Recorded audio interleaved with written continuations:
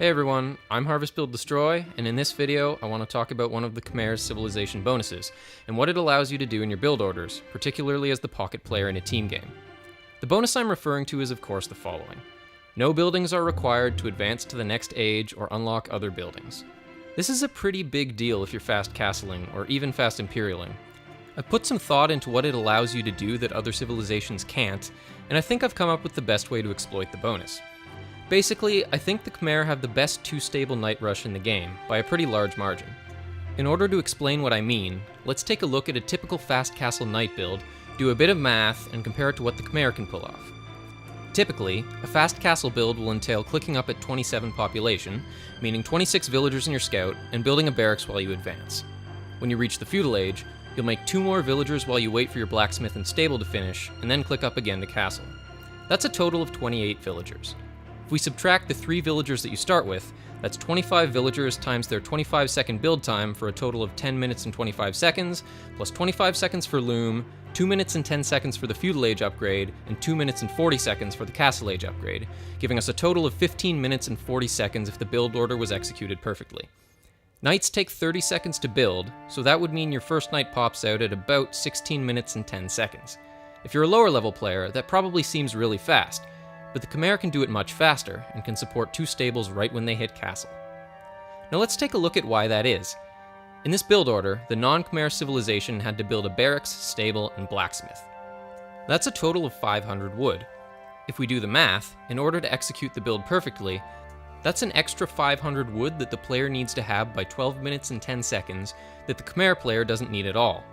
As Khmer, the only wood you need before you click up to the castle age is for farms, houses, and your mill. To put it simply, you don't need as many villagers because you don't need as much wood. I've tested a few different build orders, and I've found that in order to support a 2-stable night rush, you only need 5 lumberjacks until you're well into the castle age. The most effective build order I've found is to click up to feudal at 25 rather than 27 population, and to click up again to castle as soon as you hit the feudal age, since you don't have to wait for any buildings to finish. That's 4 villagers that you don't have to build because you don't really need them anyway. That's 4 times 25 seconds, which is 1 minute and 40 seconds. So rather than hitting the castle age at 15 minutes and 40 seconds, you'll be hitting the castle age at 14 minutes on the dot. Again, assuming that the build order is executed perfectly. Assuming that you put down 2 stables at some point before hitting the castle age, that means that your first knights will pop out at 14 minutes and 30 seconds. In a pocket versus pocket situation, you could conceivably have knights in your opponent's base before they even hit the castle age. I should note, however, that if you're a lower level player, you're probably better clicking up to feudal at 26 population, since you may not have enough food to click up again right away when you hit feudal. But can you actually support 2 stables off of such a small economy? Remember, when you hit castle, you'll only have 24 or 25 villagers. Well, let's do the math and see. In my video on the Indians villager bonus, I calculated that it takes just over 6 villagers for a normal civilization to support constant villager production without wheelbarrow, 6.09 to be exact. A villager costs 50 food and takes 25 seconds to build, so it requires 120 food per minute to sustain. A knight costs 60 food and takes 30 seconds to build, so knights also require 120 food per minute to sustain at 1 stable. This means that hypothetically, you need 18.27 farmers to sustain production of knights from 2 stables and villagers from 1 town center. You'll also need at least 6 lumberjacks to sustain the farms and 14 gold miners to sustain the knights. That's a total of at least 38 villagers, and you'll only have 24 or 25 when you hit castle, so you're obviously going to fall short, right? Well, yes, but not by as much as you'd think, and you don't need to sustain production perfectly for the build to be effective. Remember that the castle age upgrade takes 2 minutes and 40 seconds to research, and that the food and gold that you gather during this time are all surplus that will help you to sustain production while your villager count catches up with what you actually need to sustain production. Also remember that the crux of this build is that you only need 5 lumberjacks, and that consequently, double bit axe is actually a waste of resources. You should always research horse collar while you advance, but beyond that you have a few options. This build is surprisingly versatile in terms of mid-game transitions. In most cases, you should probably research gold mining rather than double bit axe. I know this sounds strange, but when you hit the castle age, it will be gold rather than food that will limit your ability to sustain knight production. After the upgrade, you only need 12 gold miners to sustain your 2 stables.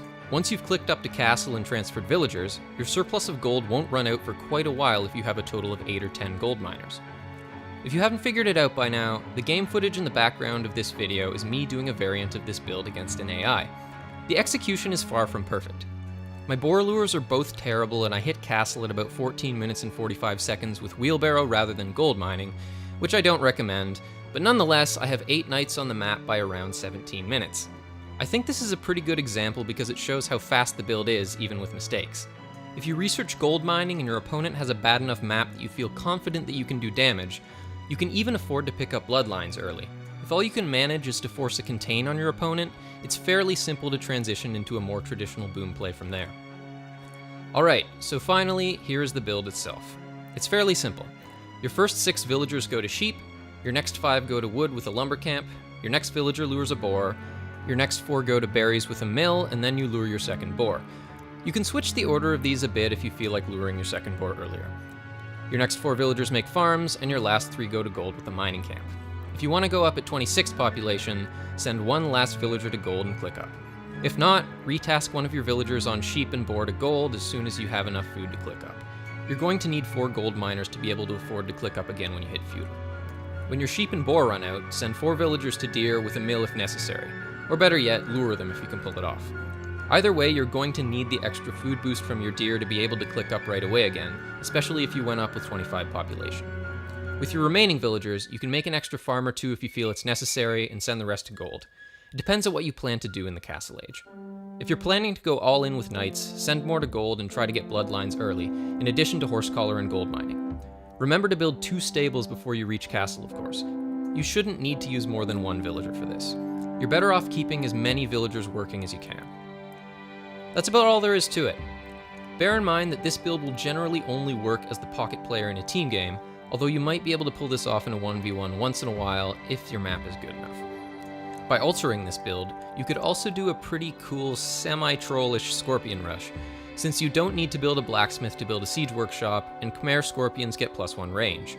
I haven't tested this one just yet, but at least in theory, the build would be the same until you click up to castle.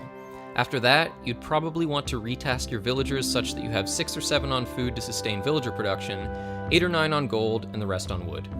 You'd presumably want to research horse collar, double bit axe, and gold mining, as well as 2-man saw upon reaching the Castle Age. From there, you'd put down 2 siege workshops and spam scorpions, probably with a mangonel or 2. I could imagine this build being viable on Arena in a 1v1, but at the very least, it would be a hell of a lot of fun as the pocket player in a team game.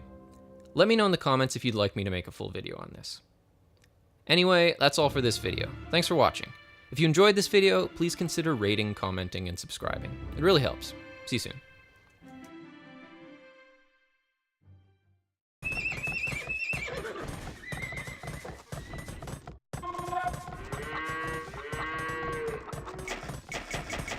Stream រួចរាល់